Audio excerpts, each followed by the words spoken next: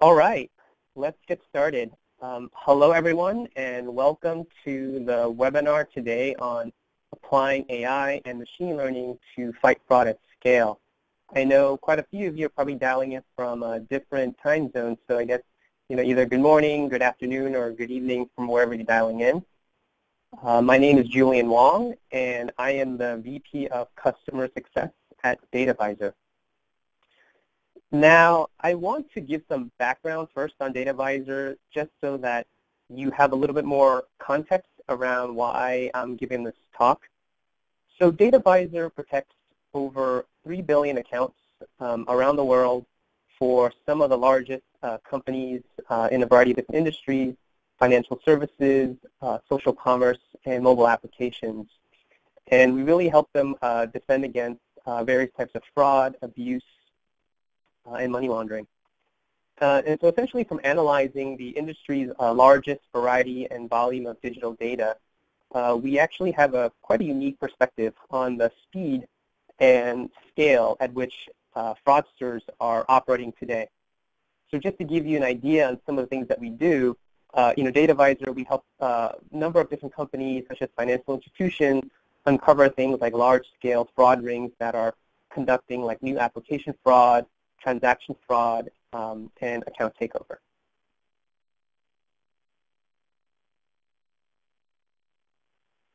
So over the course of the time span for this webinar, I hope to show you examples of the scale of the fraud attacks today. And as for today's agenda, my goal is really to spend the first half of this webinar really just talking about some of the drivers that are really increasing fraud, and then the new major fraud trends that are sort of like rising like today. Then I'll actually spend the second part of the webinar talking and discussing more about a machine learning method that can be applied to uncover new fraud patterns early before the fraudsters have time to do any kind of serious damage like the fraud they're about to conduct. And then hopefully we will have time at the end to address questions that you may have. I believe that everyone in the audience should be able to submit questions throughout the webinar. And also I've actually added an attachment that you can download, which is a copy of the slides for this webinar presentation in the attachment section. Okay, so before we jump into talking about how artificial intelligence or AI can be applied to fight fraud, I want to take a step back first and discuss really what's happening today that sort of requires all of us to really fight fraud at scale with more advanced fraud detection tools. So let's take a look at a few of the main driving forces behind what's causing fraud to rise.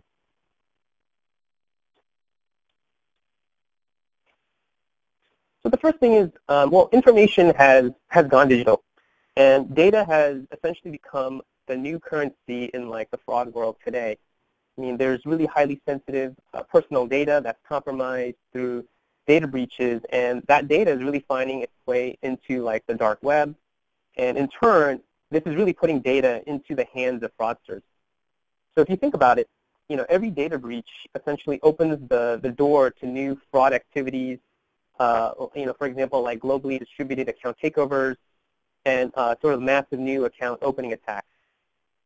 I mean, just over the past few years alone, the number of data records compromised has more than tripled from 700, starting 700 million in 2015, all the way to over 2.6 billion just this past year. So if you think about the magnitude, I mean, that essentially comes out to more than 7 million records a day that have been stolen or compromised over the past year in 2017. So fraudsters really have become loaded with data really to last them for years to come that they can actually use. So now just really imagine, what can fraudsters do with all this particular information, right? So the cyber fraudsters are now armed with, full profiles on consumers. They have data on not only their home addresses, but things like their social security numbers, their birth dates, ID information such as from like driver's licenses, passport numbers, credit card numbers, even the expiration dates with these credit card numbers, all the way to even like emails, passwords, and in some cases even answers to these knowledge-based authentication questions. And so what really happens is that fraudsters then just go from, one type of account to another, and they're just sort of creating it. Sorry, let me make sure that the volume's a little louder. Some of these people are saying the volume is low. Sorry about that. So, as I was saying, with stolen credentials, they have really moved from beyond tracking additional, like hacking a bank account, to opening up online things like, TV accounts, fake mobile accounts, and online merchant accounts. The scary part is, depending on how these accounts are created, these new accounts may not even affect, your credit report until much later, when the bills are not paid and they go to collections, and it's finally hurting your credit rating. And really, to further complicate, the situation, it's really, the growth of, like synthetic identity fraud, in which, fraudsters, using the anonymity of digital channels, blend various identities to create an entirely new sort of person that they can use to apply for credit and steal as well. So in addition to the sort of like what we call the treasure trove of consumer data that's available to fraudsters, another driver that's increasing fraud is the convenience and speed of, just getting funds. Really the global rise of, instant payments, such as online loans, same-day cash transfers, and peer-to-peer payments is really reducing the time that it takes for fraudsters to transact and get paid. For example, think of, with like Snapchat and Facebook Messenger, you can essentially send cash just like, through a chat message. And then you have applications like Venmo, Zelle, Square Cash, and Circle that really make digital cash transfers not only quick and simple, but, just with requiring just something as like an email address or phone number to send the cash.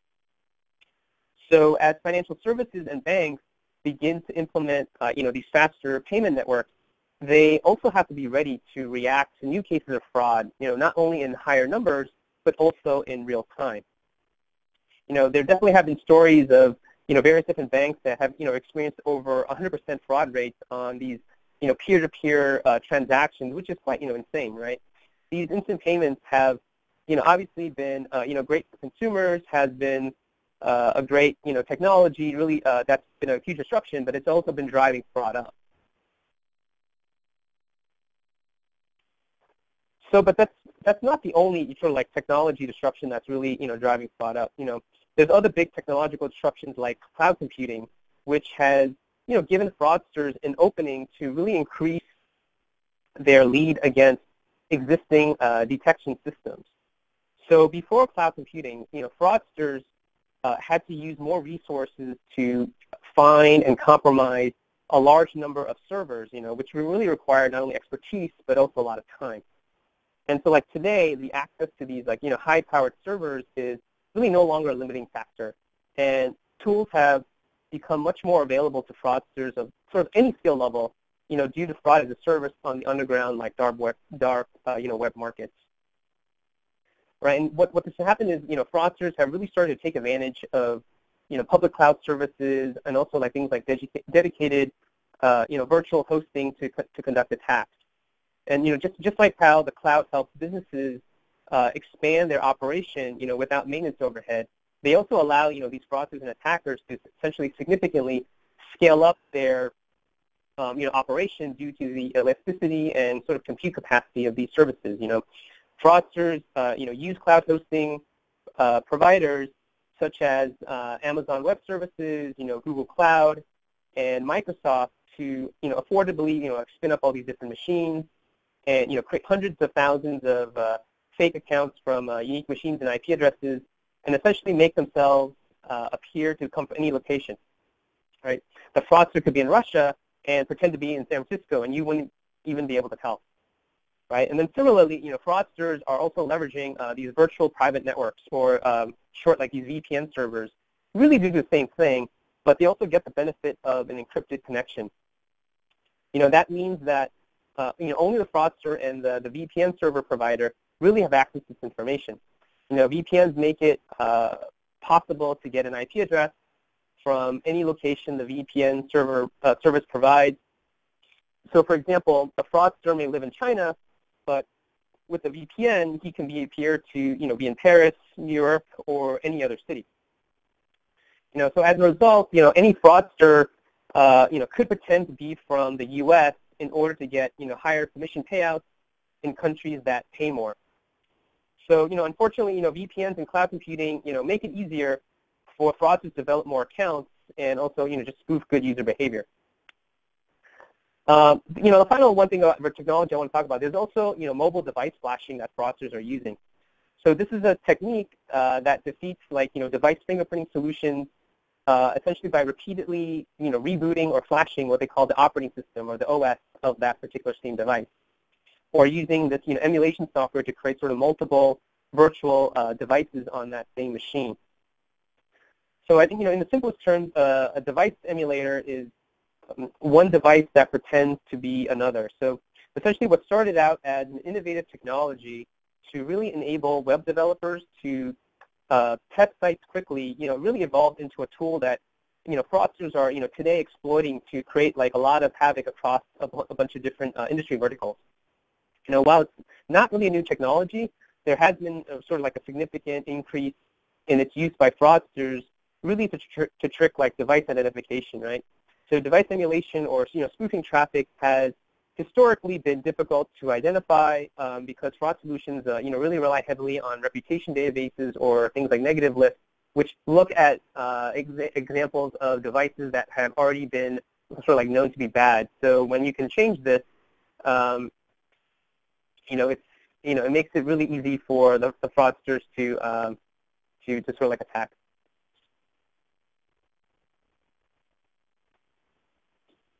So from what I discussed, I hope you can see that fraudsters are really leveraging these advanced technology to sort of launch big scale attacks, and hope launch big scale attacks. And sort of as data advisor, what we've seen is that fraudsters are really 7 times more likely to use cloud hosting providers than normal users, right? So approximately, only 86% of users that really access online services are, coming from residential IPs. But, this is really not that surprising since, online services, largely tailor to consumers. So, but fraudulent accounts, on the other hand, they tend to originate from very different types of networks compared to normal users. So, I think 39% of fraudulent accounts in the U.S. really originate from these cloud hosting networks, and only 30% are really from residential networks. And actually over across these different industry verticals, fraudsters are just much more likely to use cloud computing services to hide their tracks and sort of scale their attacks. So taking these drivers of fraud that I just sort of mentioned, the first one, sort of increase in data breaches and compromised data. The second is really rise in these increase in these instant payments. And 3, access to these, powerful computing resources. The fraud attack landscape has essentially changed just, over the past just, couple of years, right? So, the days when a single attacker, creating a single account to use a stolen credit card, they're sort of really gone, right? In order to really make their fraudulent practices, just much more economically viable and, provide them a much better ROI, fraudsters today really need an army of, these online user accounts to conduct their attacks, right? And there are now 2 major trends to sort of modern attacks. And the first is, well, they're large scale and they're coordinated. And the second trend is, attackers are also just getting more patient. They're just smarter, and they're doing a lot more to just sort of blend in to, mimic legitimate account behavior activity in order to conduct their fraud. So, the attack landscape, as I mentioned, has, completely changed in the past few years. In the digital era today, fraudsters are just finding it much more effective to really perform attacks from a larger number of these individual accounts. So although the damage that they commit is sort of smaller on, per account, the overall impact is actually significantly larger, in the aggregate on the whole. So, what do I mean, when I say that fraud is like large scale and coordinated? Well, fraudsters really are, also working with other fraudsters. They're forming these, organized crime rings, and they're also controlling thousands of accounts. And each of these accounts has a specific purpose. Fraud attacks are, much more planned out now. So, like just prior to any kind of fraud attack, a lot of these fraudsters are actually, taking time to either, pre-register a lot of these accounts ahead of time, or just even take over a large number of accounts before they, conduct the fraud. And then also just with the increased, things like anonymity, like online, the fraudsters can also constantly change their methods. With many accounts, and it's just to really define like loopholes, right? So, attacks, really launched by organized fraud or crime rings, consist of, many accounts that sort of like really seem legitimate in isolation. And, this results in each account appearing less suspicious and, maximizing the overall damage, which is normally can be on the order of like millions of dollars of damage, right? So, because these accounts are controlled by a fraud ring or like in some cases even one mastermind criminal, there are, patterns in the behavior, although they sort of like maybe subtle to sort of like, like find out and see. So, three of the main areas, where, there's where, we can see a lot of large-scale fraud are, the new account applications, the mass registration of accounts on like social commerce and ATOs or account takeovers in like financial services. And I'll actually talk about each of these in the next couple of like upcoming slides. So with the large-scale data breaches, there's actually a perfect sort of like storm brewing for very high levels of application fraud, right? It's common, to see fraud ring sizes of, 300 plus user accounts for these fraudulent account applications, right? I think, recently, I even came across, there was a case of a man in like Reno, Nevada, who was, using the identities of multiple victims.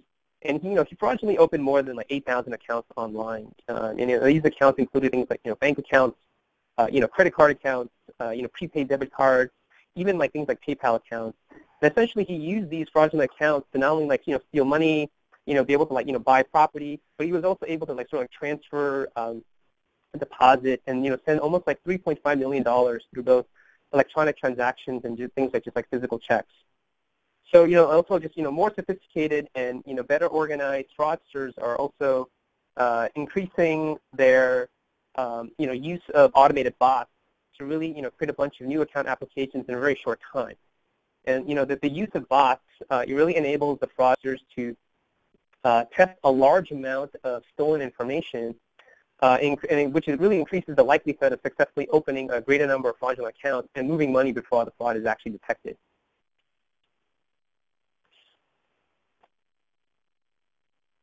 So, and with the technologies that I, mentioned earlier, fraudsters, they're using these, virtual private networks, VPNs, and cloud hosting services to hide their tracks from, IP blacklists and, rules-based systems, and they're even opening up these accounts using IPs that match the location of their victims. So, they have the information of consumers with good credit history, and they can easily get, like these instant loans like online. And some of them even start small and practice, creating things like, fraudulent mobile phone accounts before they move on to sort of like more like lucrative types of attacks.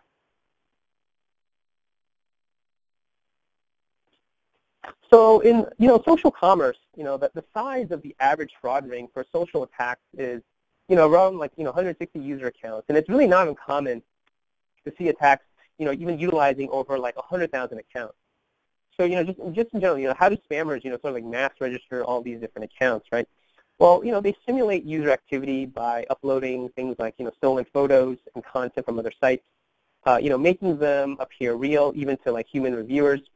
They utilize like things like the mobile device flashing, virtual machines, and even like scripts to really appear as though, their login events are coming from different devices.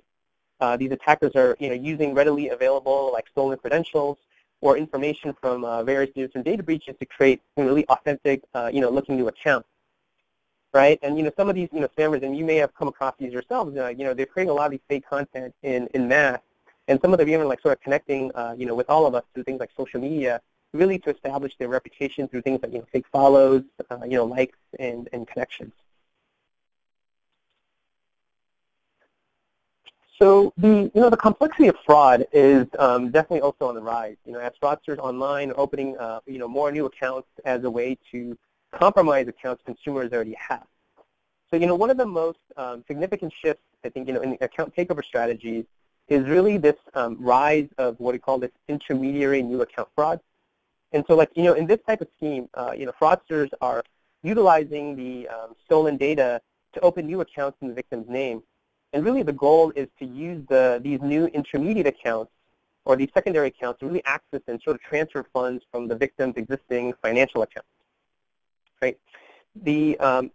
For example, fraudsters, they're monetizing existing compromised accounts by opening one or more of these other fraudulent accounts, such as like a P2P payment account, really to facilitate movement of money or cash out of the victim's account. So although this type of scheme may take a lot of work, there's actually quite a few advantages for the fraudster.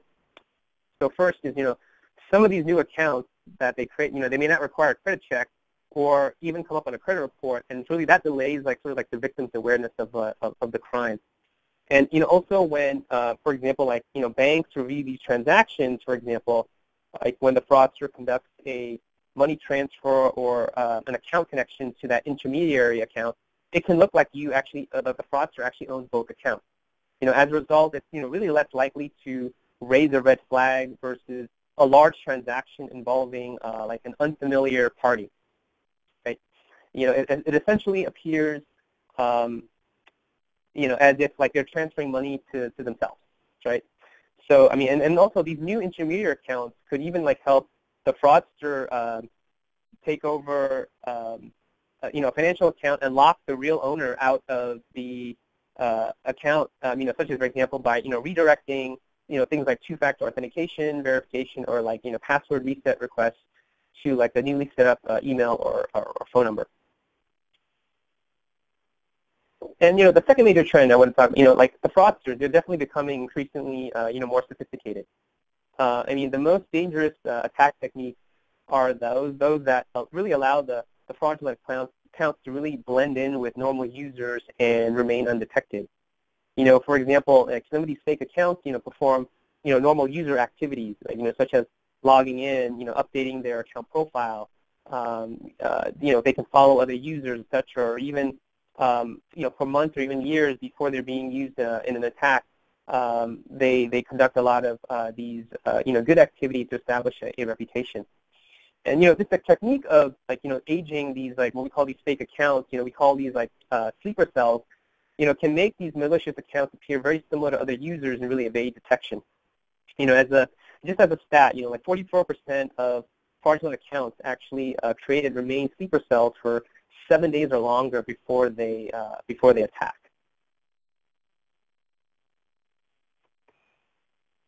So, I think the key thing is, don't sleep on the sleeper cells, right? It used to be that most fraudulent accounts were short-lived. They were really created, for the purpose of launching an attack on the online service and are quickly then used and abandoned, right? However, now, if you're looking at this particular chart, you just see fake accounts now really stick around for much, much longer time, really going undetected while performing normal user activities, right? They use things like even common email domains and browsers.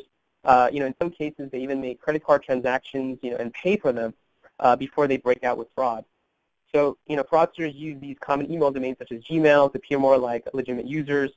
These fraudsters use same web browsers that you do. The most common browsers amongst fraudsters are things like Chrome, Firefox, and Internet Explorer. Accounting for more than 90% of these fraudulent accounts.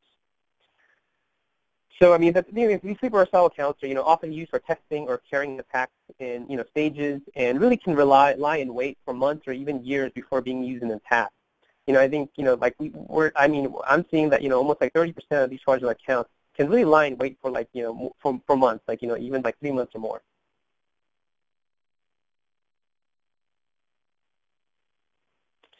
So with everything that I've just gone over, I wanted to tie it all together and really go through an example just showing how large-scale fraud ring comes about, right? Some fraud rings consist of just a few people. Others are significantly larger with hundreds of individuals involved. And with the amount of valid information that fraudsters, have on good users, their attacks are just getting more complex. Starting off with consumer information obtained from data breaches, really fraudsters start building various online accounts. They use these cloud computing resources and device emulators to create, thousands of new accounts. They can make themselves appear to come from any location and often match like the real city location of the victims just so they don't raise any alarms. They open new credit card accounts, bank accounts, apply for instant online loans. They open, intermediary accounts to transfer funds from existing compromised, financial accounts. And these accounts also contain, like such legitimate information that they're really hard to tell apart from the good users, right? And, fraudsters are doing whatever it takes to really look like good users, just beyond using a convincing email to register a real-sounding name through a synthetic identity. And the behaviors are changing as well. In addition to launching attacks from cloud services, they can also leverage things like, botnets or compromised machines or like from IoT devices to make the attack operation appear distributed. And these fraudulent accounts can perform advanced engagement on the service, such as making legitimate purchases, and really telling the real and fake users apart become even more of a challenge, right? So these fraudsters really now end up with networks of, thousands of fraudulent accounts, and just fraudsters are just getting much more sophisticated attacks using much more complex and difficult to detect monetization schemes. And the end result is, the fraudsters are really just, hidden amongst us. And the challenge is really finding the hidden links that exist among these fraudulent accounts, sort of like in the sea of, billions of, user accounts like online.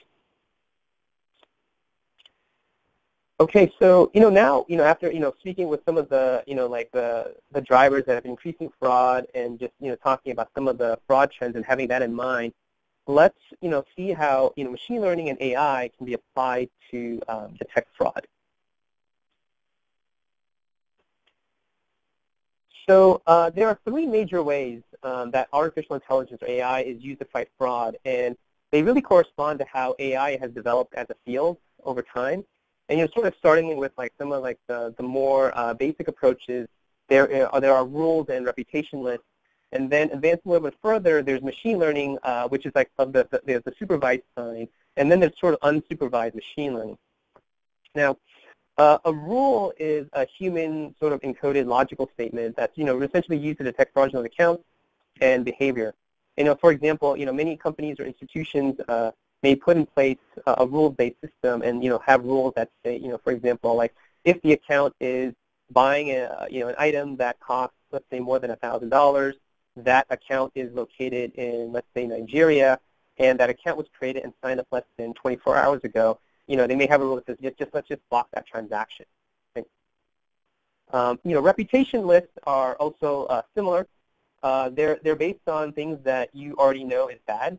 So a reputation list is a list of, let's say, specific IP addresses, device types, also other things like single characteristics and their corresponding sort of like reputation score. So then if an account is coming from an IP on the bad reputation list, you sort of like block them, right? And as it applies to fraud, supervised machine learning is vastly different from rules and reputation lists because instead of just looking at a few features with rules and a few of these like sort of like rule constraints in place, you can actually look at all features or data points and you can consider them together because it's a machine learning process. But I mean, there is like some downside to a supervised machine learning approach, and that's because supervised machine learning models for fraud detection must be fed historical data to determine what the fraudulent accounts and activity look like versus what the good accounts and activity look like, right? So the model would then be used, would then be able to look through all the features associated with the accounts to make a decision, and therefore the model can really only find fraud that is similar to previous attacks. And the last way I wanted to go over is sort of more like unsupervised machine learning. I'll actually spend the bulk of the main time just talking about that. So I'll also call it just UML for short, which you may hear me sort of like use later throughout, and I'll just go over the core areas. So unsupervised machine learning discovers existing fraud patterns and also just new types of fraud without requiring any training data on what the fraud looks like. So in other words, it really doesn't require any prior knowledge of the fraud patterns, right? So unlike other methods of detecting fraud, which really look at the actions of users sort of as isolated events, unsupervised machine learning actually focuses on the online consumer accounts, really with taking a 360-degree sort of global view of everything that they do, including the interactions with other user accounts, and sort of just right as they happen. So if you think about this, this is actually an important shift in sort of viewing data. And if you make decisions in isolation, you really become exposed to fraud attacks across multiple channels from the same fraudster. For example, if you look at the user's credit card transaction in isolation, you might miss that he's a high-risk customer applying for an online loan, right? So the other thing is, unsupervised machine learning really utilizes more advanced techniques for fraud detection, including things like, clustering and graph analysis algorithms, right? Clustering really identifies similar fraudulent users and events. Graph analysis looks at the connectivity among users and how closely they are related to, one another. And the reason it can be applied to fraud is really due to the anatomy of most fraud attacks. Normal user behavior is more random and chaotic in real life. But fraudsters, they'll sort of like work in patterns, whether or not they notice that, and so, they are working at scale and they're controlling many accounts in a coordinated and organized manner. So, a fraudster isn't going to try to steal hundreds of thousands of dollars in one attempt from an online service. Rather they make dozens to hundreds of accounts, each of which may yield, a profit of a few dollars, but those activities will inevitably sort of create patterns, which really enables the unsupervised machine learning to sort of like detect them. And then the final thing, about unsupervised machine learning, it really identifies all the users of the fraud ring by finding the sort of correlations and similarities across all the accounts, really to reveal these subtle hidden structures across them. And actually later, I'll actually show an example of actually how this works. So with unsupervised machine learning, you can catch new attack patterns earlier, as I mentioned, because you don't need historical fraud training labels. So as the fraud attack and behavior changes, it's able to identify those new patterns. Also, all the accounts of the fraud ring are really caught because you find the connections and relationships between them. And also, just as a side note, there's also a lot of reduction, just like false positives, just because you just collect so much more information before making a decision of whether that detection is accurate.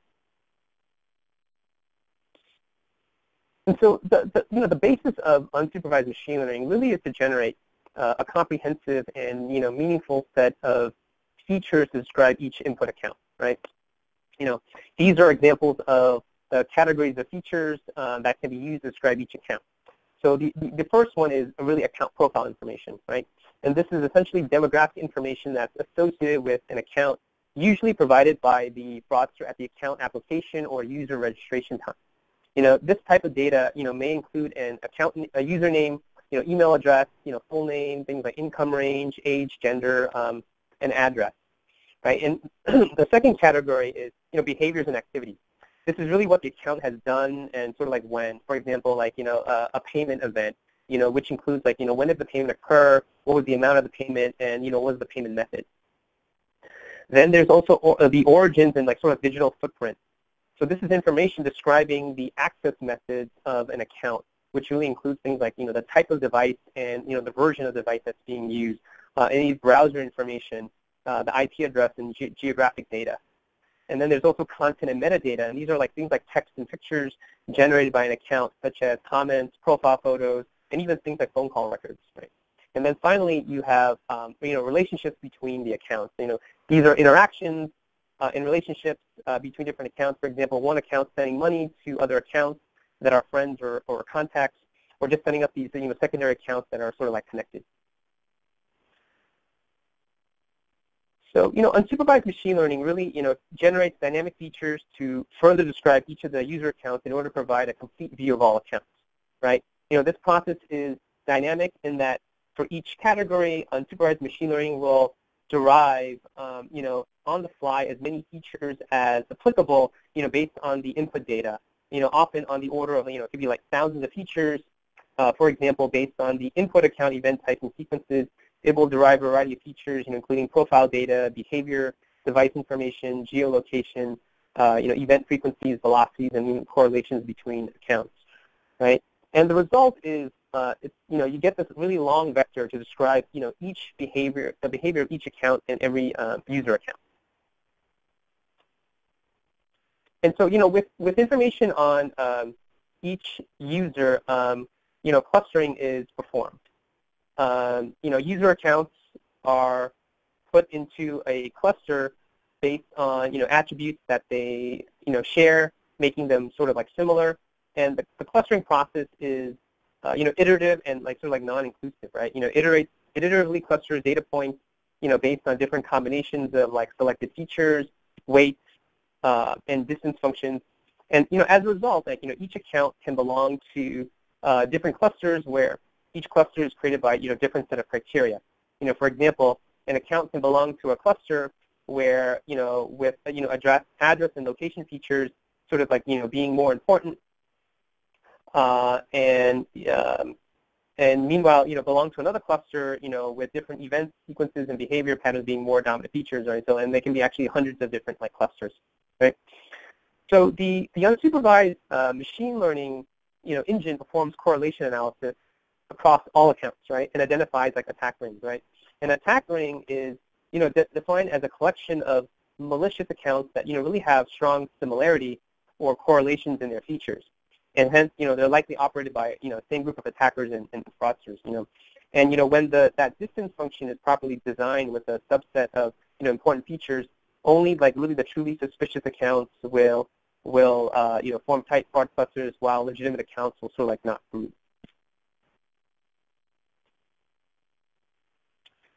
So, then the second thing, final thing is, unsupervised machine learning, sort of further consolidates the results using graph analysis to really link clusters that share, similar accounts or strong features together. Graph analysis is then used to link these fraudulent clusters to form fraud rings.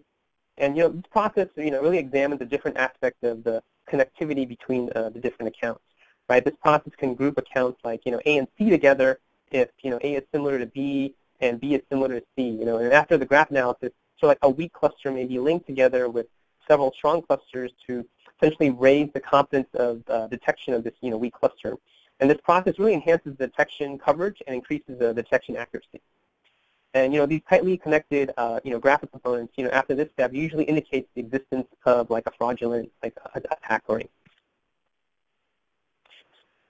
So here's an example, an illustrative example of, how unsupervised machine learning detects a real-world credit card application fraud ring that really went undetected through other detection systems, right? So this is an example snapshot of, 8 accounts from a fraud ring comprised of over 200 credit card accounts from a large bank. So the fraudsters obtained, customer personally, identifiable information from a data breach, and they applied for new credit cards, right? The 200 plus accounts all resided in these low-risk regions. They had high FICO credit scores. They matched credit bureau data, and really were not found in any kind of existing database. They didn't really have any, risky signals that were similar to any previously known or seen attacks. And as a result, all of these accounts really passed through the existing fraud detection systems in sort of place. So if you look at the accounts individually, each fraudulent applicant appears to look legitimate, right? So these fraudsters actually use sort of really advanced techniques to register a large number of accounts, And here's a different view of the data for these accounts, right? Now unsupervised machine learning would not only look at the, sort of the dimensions of data that I mentioned previously, but it would also look at other, digital footprint and behavior activity attributes, of the credit card applications across all these different accounts. And some of these other features, would be things like, the registration timestamps, email patterns, username patterns, IP address information, the device type, the browser used, just to name a few. So, right? And so in doing so, the unsupervised machine learning really uncovers these subtle, suspicious relationships that are really indicative of the presence of a fraud ring. So if you take a look, these accounts, they had similar registration time frames, every day here you can see, right? All the emails had the same pattern of being traded by the, using the pattern of the account holders, so first name, last name initial, and birth date. the usernames created, for the accounts have the same pattern of the first name and last name initials plus birthday followed by a random string of like characters. Right? You can see here that the IP addresses were all associated with these like high-risk, data centers. The accounts also use an old iPhone, the iPhone 5 or 5S, with the same OS version, like OS version 9. And so also all the different accounts perform the activity with Chrome, even though Safari is like sort of like the default browser app for like most iPhones, right? So in this case, the unsupervised machine learning would be able to detect that these 200 plus accounts, belong to the same fraud ring, right at the time that the credit application actually happened. So, and it would be able to predict, a high fraud score indicating these accounts are, sort of highly likely of being fraudulent, and would therefore catch it, sort of early and sort of prevent any of the fraudulent activity associated with sort of like using these credit cards. So, in essence, this is just an example of how, unsupervised learning, machine learning technology would be able to detect fraud early.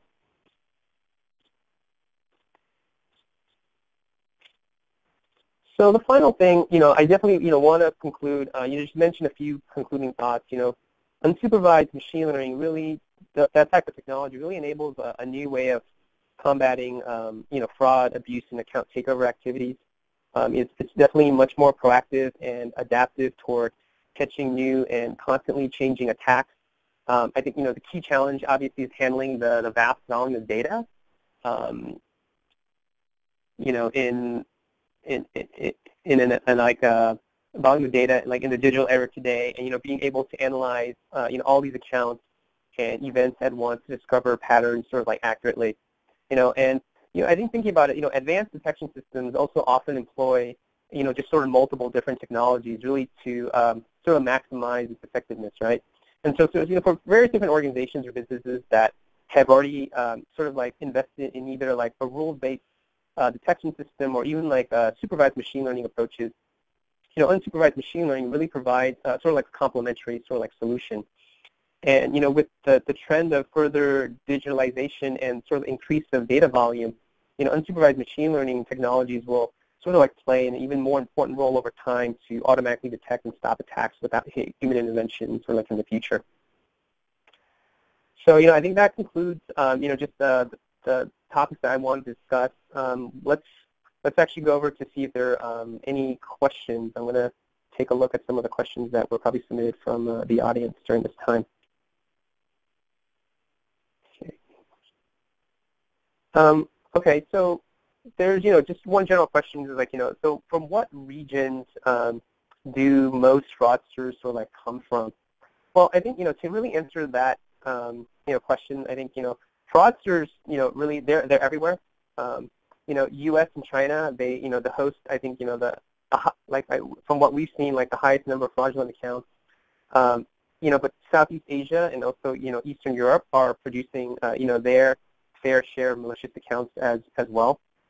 I think just as more online services just sort of expand internationally, I think we expect to see an increase in just global attacks and sort of collaboration between fraud groups in sort of like different regions.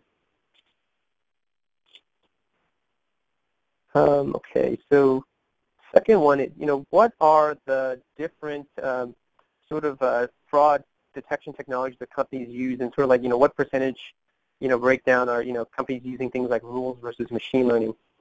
So we definitely we came across some information from a poll that we took recently, and definitely shows that like sort of some of the more basic detection systems, such as like a rules-based system and other things like reputation lists, like somewhere between 60 to 65% of companies sort of like employ that type of technology, and there's roughly another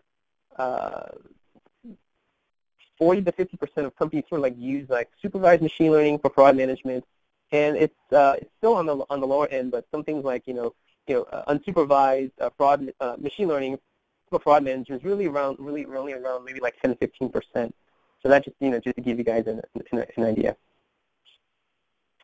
Yeah, and then I think there should be this webinar should be recorded and should be available to use for people to access after this particular presentation. So Thank you everyone for attending, and again, I have the slides are actually attached and added to the attachment section, so feel free to download that, for your own records.